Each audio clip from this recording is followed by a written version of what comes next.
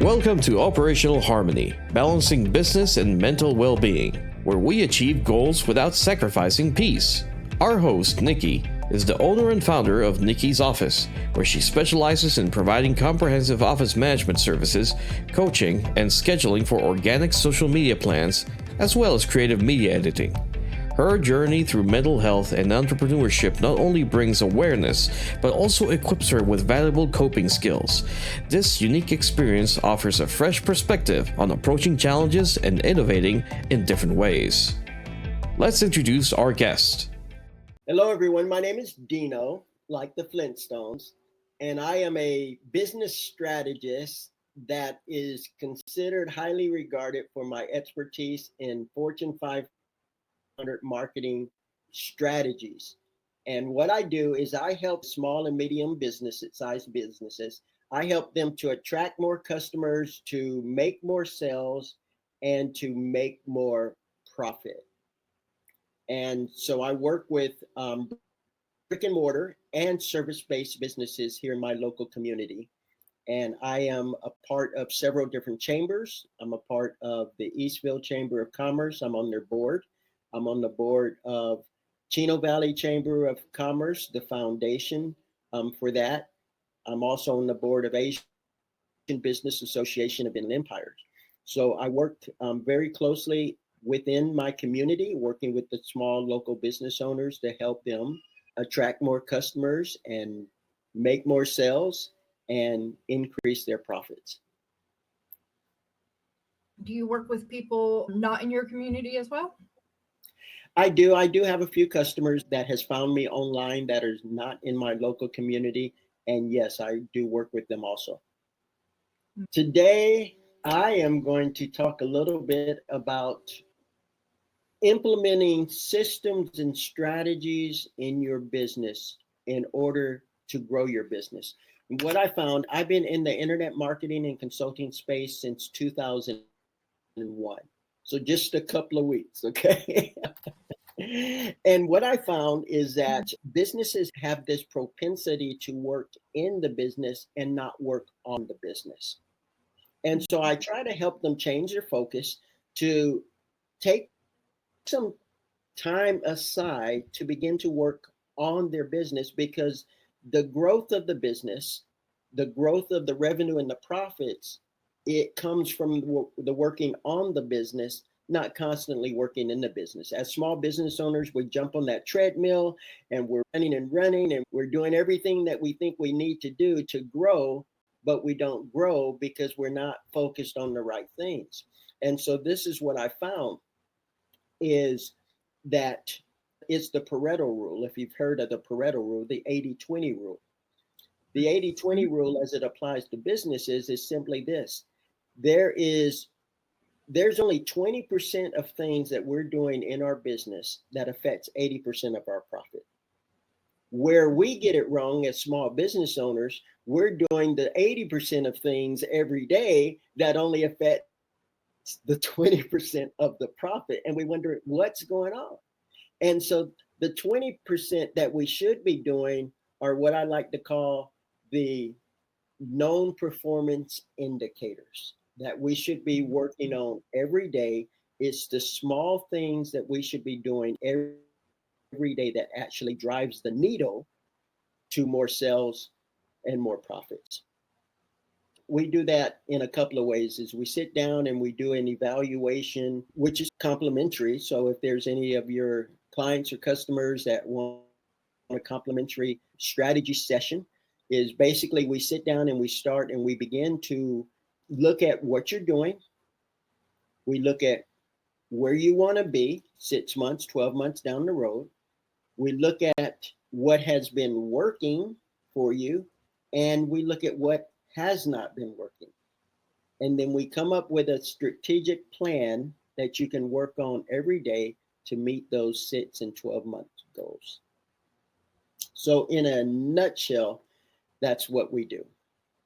And we always see that our clients get results when they begin working on the right things, working the right strategy, working on the known performance indicators, the KPIs, that actually drives the needle. They actually get the results. What are some of the basic things that you've come across in almost every business that starts to get them closer to where they want to go? Some of the basic things are, I love how you say that, because they are pretty basic, but they're oftentimes overlooked. Mm-hmm. One is having clear, concise goals. Where do you want to be in 6 months? Even 3 months? Where do you want to be in 9 months, in 12 months? What are your revenue goals? What are your income goals? That's very, very basic. Another basic thing is, what are you doing for lead generation right now? Most people perceive lead generation as only for networking, for referrals and recommendations. But there's so much more that you can be doing, because if you're only looking for referrals, then that's nothing you can control. So in running your business, as it comes to lead generation, as it comes to systems and strategies, you want to be able to work on what you can control so that you can get the results that you want. Most small businesses are working on things that they can't control. They're relying on referrals, which is great if you have a large referral network and you got people referring people to you every day, then that works. But a lot of people don't even have a system by which they can work their referral partners. So that way they're just sitting around waiting for customers that someone would refer to them. And that's no way to really grow a business. Another basic strategy is understanding your numbers. Bill Gates says that numbers is the foundation for business. And basically what that means is, do you know your profit? Do you understand your profit and loss statement, your cash flow statement, your balance sheets? Most small businesses, they have none of that. They don't know your numbers. So if you don't know your numbers, how do you know what numbers affect the growth, the revenue, the profit in your company? So I encourage small business owners to understand the story behind the numbers, to understand those profit and loss statements, the cash flow sheets, understanding the balance sheets, understanding the correlations between what those numbers mean, and then begin to work on, like I said, your known performance indicators, your KPIs, the numbers that actually move those needles. How many more sales do you need, or how many leads do you need to make in order to reach the goals that you want to make? So those are foundation. Those are basic. Some of the other strategies is, what are you doing either organically to reach more people? That could be your social media outlets, like you focus a lot on. And I also try to encourage business owners, find out what's going to work. Find out what's working organically before you start throwing money at it in advertising. Because a lot of people don't even have their messaging right. And what I like to say is, messaging is the key to your marketing. If you don't have the right message and you're targeting the right ideal clients, then you can't expect that message to resonate with them. And is that messaging congruent with what you do in your business? A lot of people just, and you know this more than anybody, Nikki, is they just throw things out there on social media, and many of them don't even have a call to action.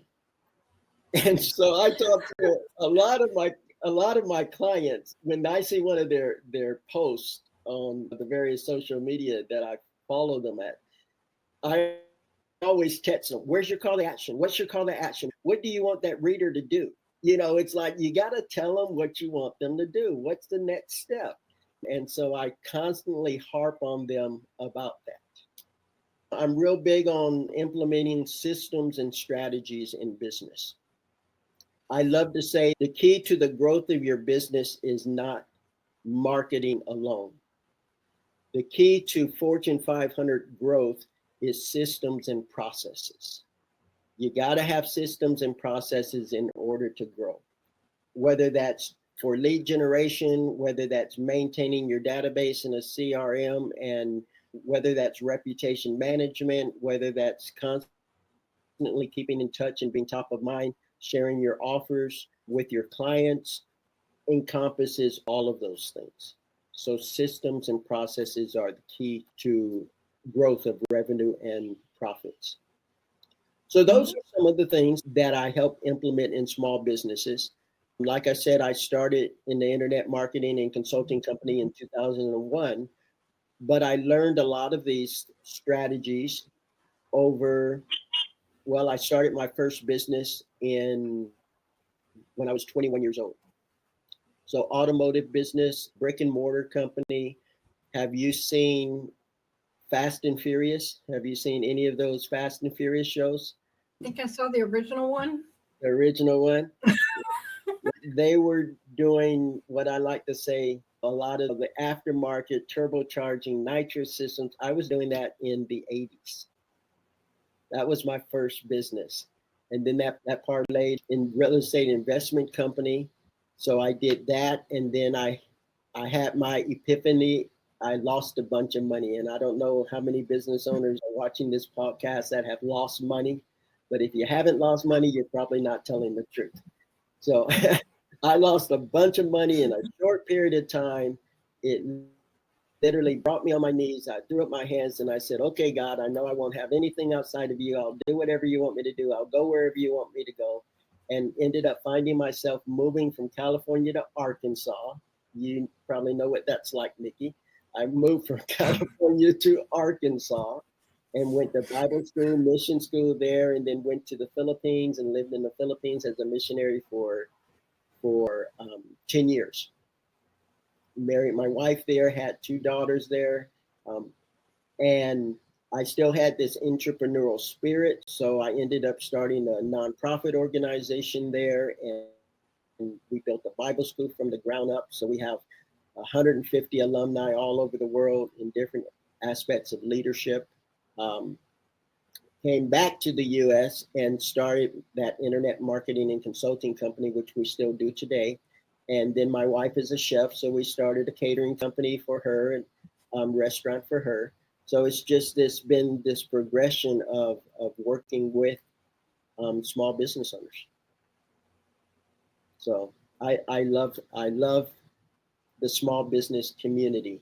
I love being able to teach, coach, share, instruct, and help small businesses. Nowadays, everybody and their brother has an opinion when it comes to social media.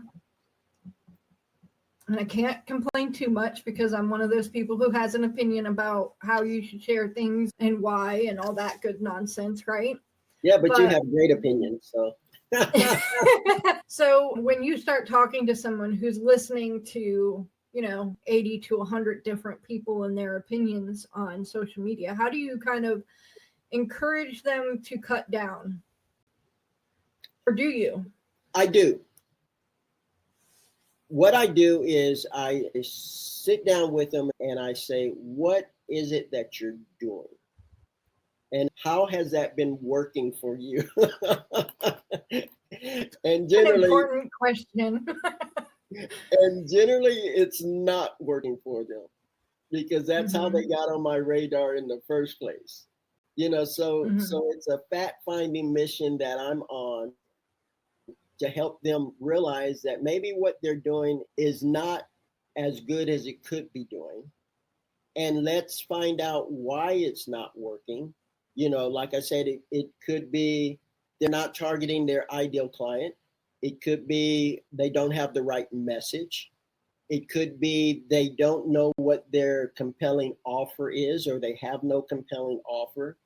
And then we create a structure of what would work organically. And once we start seeing the organic social media posting working, then we can start investing in some ads, because we're going to build the ads upon what's working already and not just trying. So many of my clients, they've already been spending $1,000 to $5,000 a month, even $10,000 a month on advertising. And it's just they're not getting the rate of returns that they expected, and so many times I just say, well, let's stop it, let's pause it, and let's begin to work on what should be working, and then we go that route. So I have found that organic social media steers the ads. Is that what you found or not? Yes. Even when we go from organic to paid ads, the organic gives us a foundation. It gives us a great foundation, because if people are already responding to your organic ads and now you start investing money in the same type of ads with a clear and concise message and a clear, compelling offer, now you're going to get better results. And some of the gurus and some of your experts, they say the reason why people are spending money, these corporations are spending money on ads, is to fail faster. They want to find out. I've heard that. I've heard that. But many of your smaller business owners, they're not split testing. They're not testing what's working and what's not working. They got a social media company that knows nothing about their business, know nothing about them personally, that they can personalize an ad specifically to their ideal client. They just say, hey, this is going to cost you $1, $2, $3, $4, $5,000 a month, and we need to run it for at least 3 to 6 months to get you some results, and then we see what happens. And you'll go out of business that way, because now cash flow becomes a problem. What has been your favorite outcome from working with one of your small businesses? My favorite outcome is to see the business owners light up when more leads and more customers and more sales come in. That's the greatest thing, because now they're saying, wow, this is working. This is working. I did some tweaks for a client from just working on their Google. I want to say Google My Business, but Google has done away with that name. Google My Business is now Google Business Profile.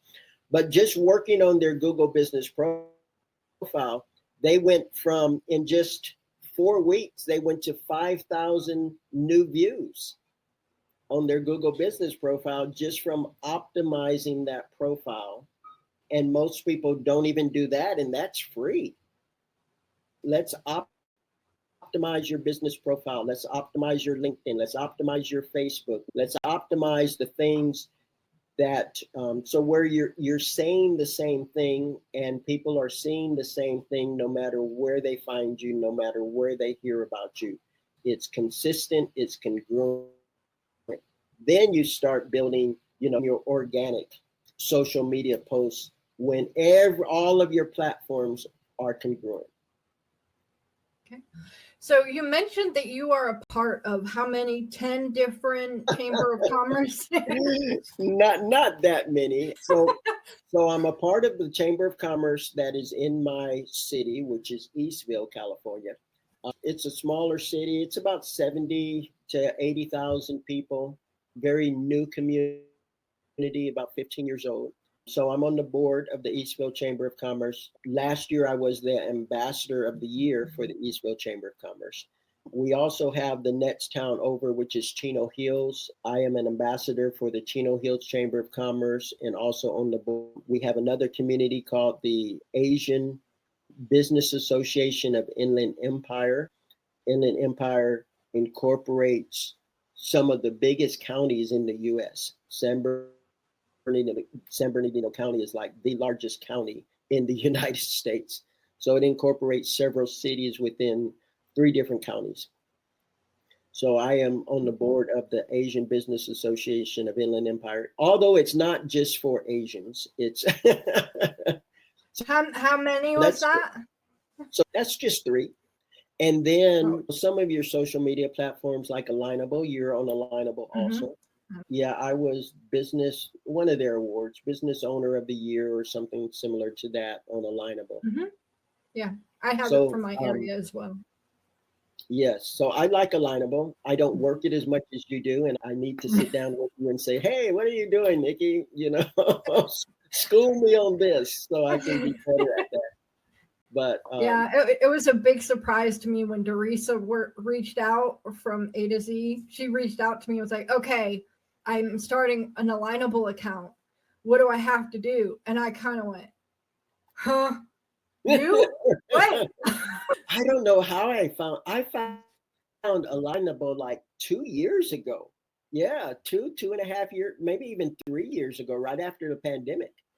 And I just don't work it like I should. I show up in there and my friends show up, but I don't really work it like I should. I know you're actually getting customers from there, and yeah, that's what I need. That's what I need to do. So, But you are also in BNI as well, right? no, what I've done is for my particular business, BNI doesn't BNI is a great company. You have BNI, you have Team Network, you have a couple of other networks that are similar, where you pay amount of money, you show up every week, and you're supposed to give referrals to one another. I've been fortunate enough to meet enough people in the industry, in my cities and throughout my Chamber of Commerce, that they invite me to all their BNI meetings. So I get to sit in their BNI meetings for free. That helps. I get to sit in them for free and introduce myself, and then I meet people that way. And then I have several people that ask me to stand in to their BNI meetings when they can't be present. So, so I haven't spent money on the BNI meetings per se, but I do attend because here in my city there are like 5, 6 different chapters. Well, yeah, my roofers in and around Nashville are usually each project manager goes to a different BNI, and there are a lot of them. Obviously, Nashville has its fair share of BNI chapters, and the first 3 slots to fill up in a BNI chapter are the insurance, the realtor, and the roofer. Oh wow, how interesting! I wouldn't have thought. Once you have those 3, either roofer or contractor, but usually it is just the roofer. And once you have those 3, you can start your own chapter of BNI. Oh, how interesting! That's very, very interesting.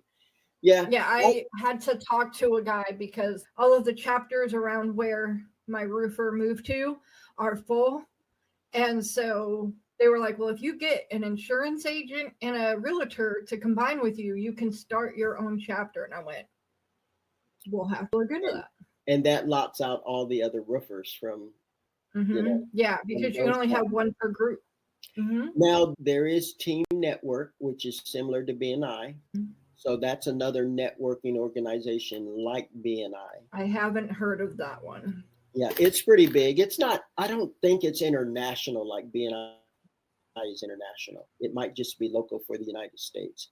And then there's a couple of more that I've come across. My challenge is I hold my own business and breakfast meetings that I invite business owners from the local community to attend.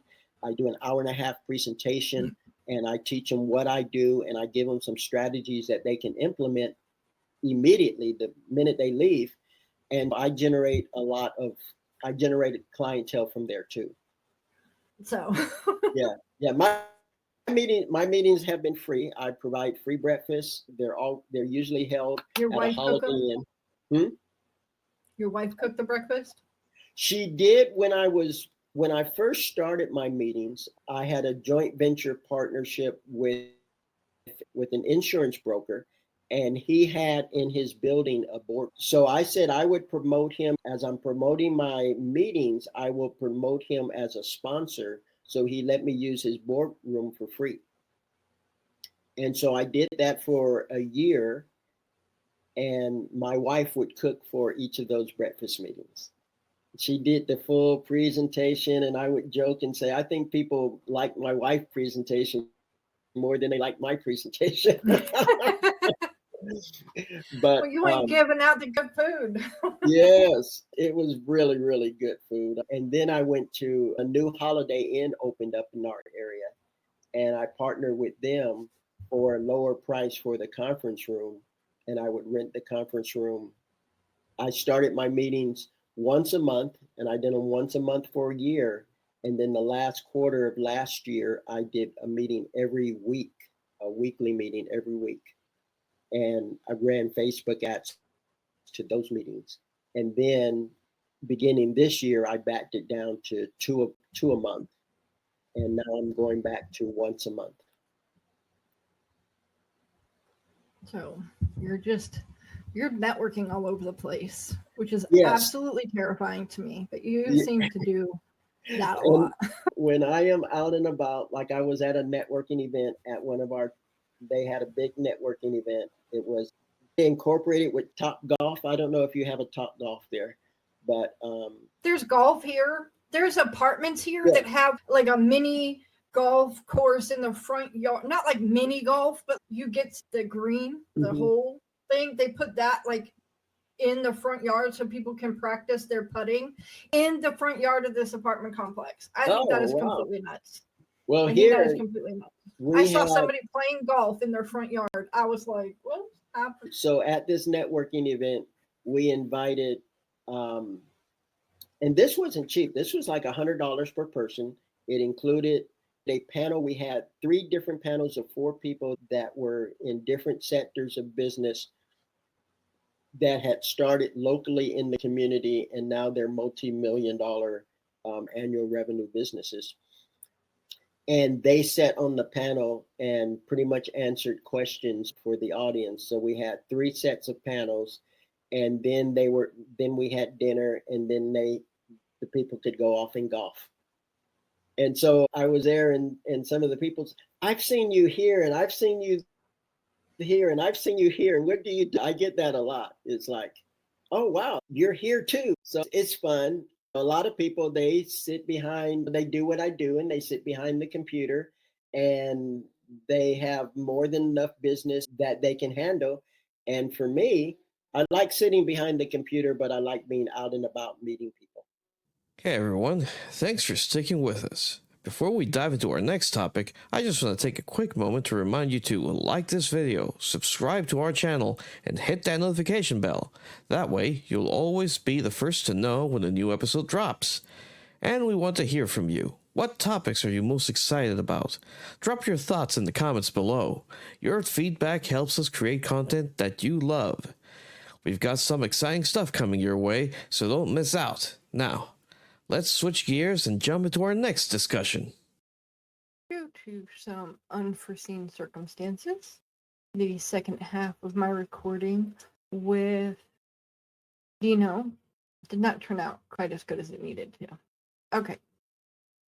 So, what I wanted to talk to you about today is change. There are all different kinds of change. There are little changes that we can make if we're up to it. If you're religious, you could be reading your scriptures more, or if you're not religious, you could be reading more. You could be practicing mindfulness or things like that.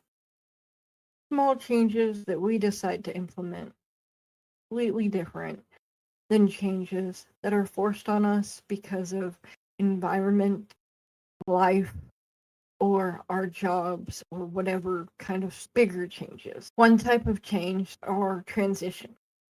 I know that I face a lot of problems when I am moving, which is a new thing for me because I have moved a grand total of about a bajillion times. I am a military brat who has lived in or been to every state in the US except for Alaska and Hawaii, and moved constantly throughout my life.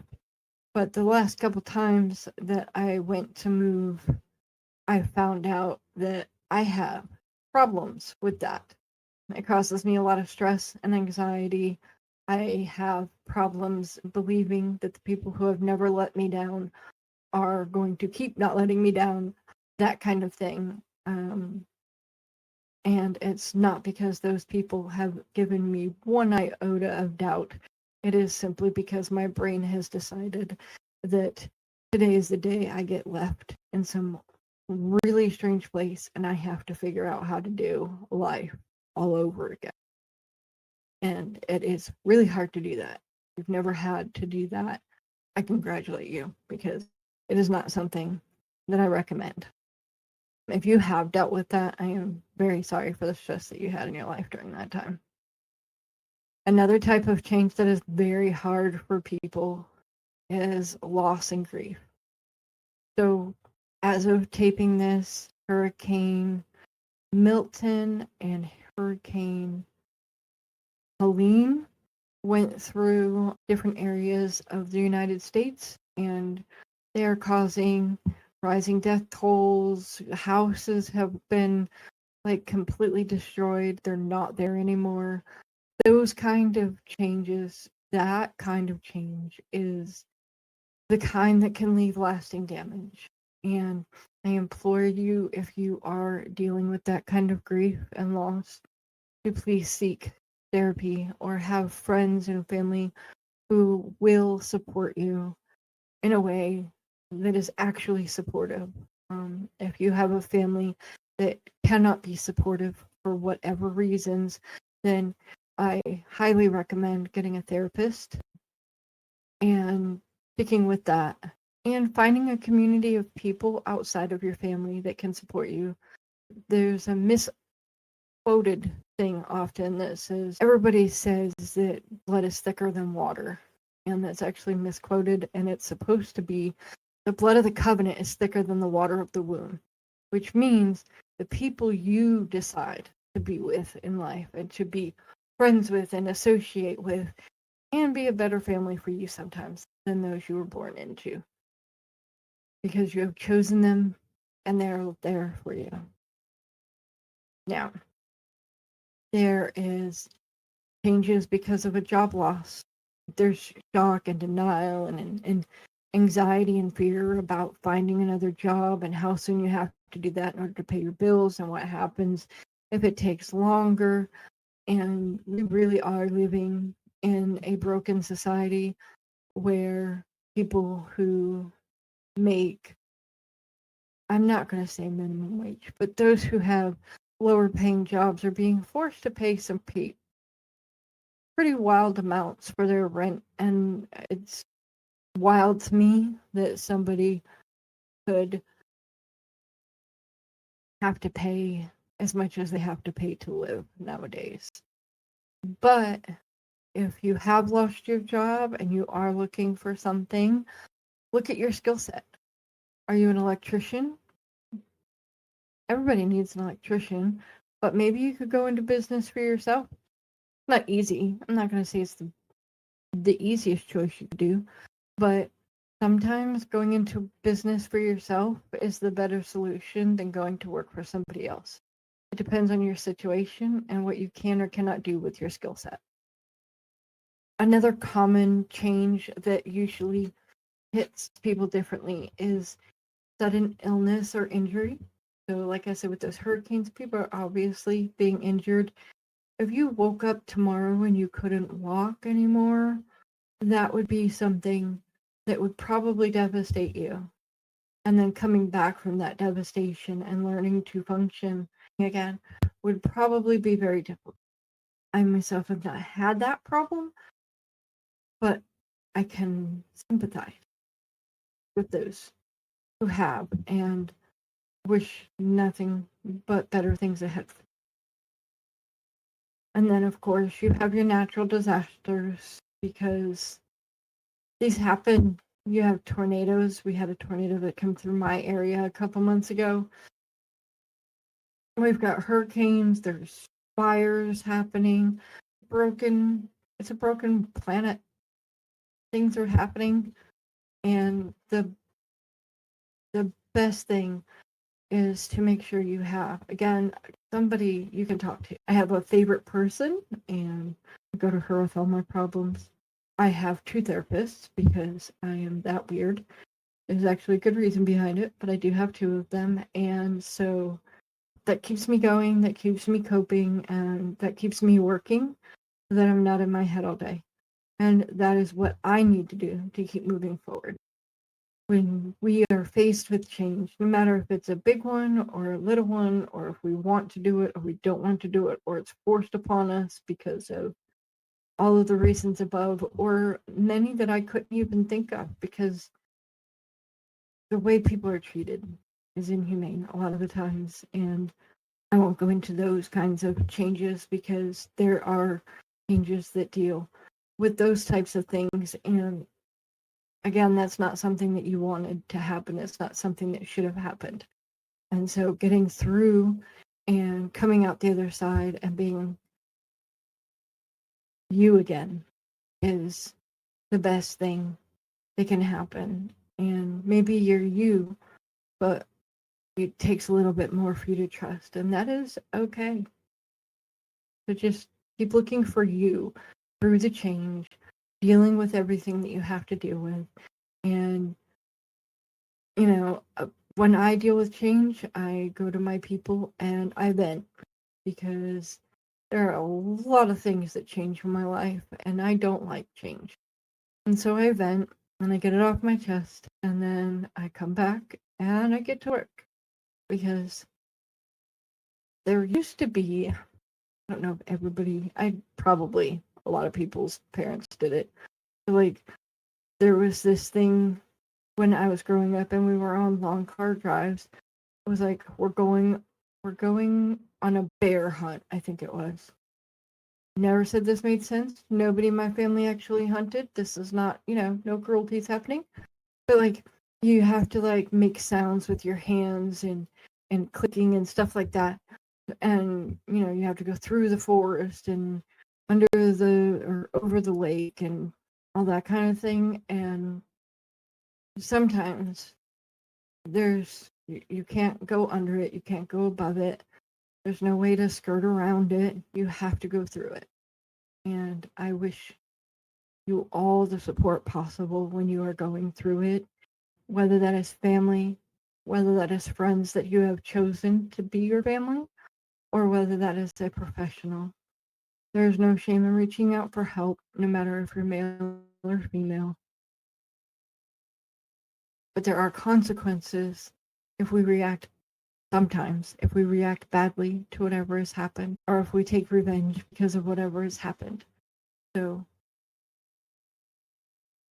I was going to say, make sure we make the choices we can live with, but I am quite sure that after some events, there are a lot of choices we can deal with, or that we think we can deal with. And I can tell you that the consequences of your actions will be worse than what you think. So try not to go the dark paths. Let the intrusive thoughts win. Don't go down any dark paths. Stay alive and make, I'm going to say good choices, but that's Bailey's thing. So make choices that you can live with and that are legal. I think with those two, we cover things. Bye for now.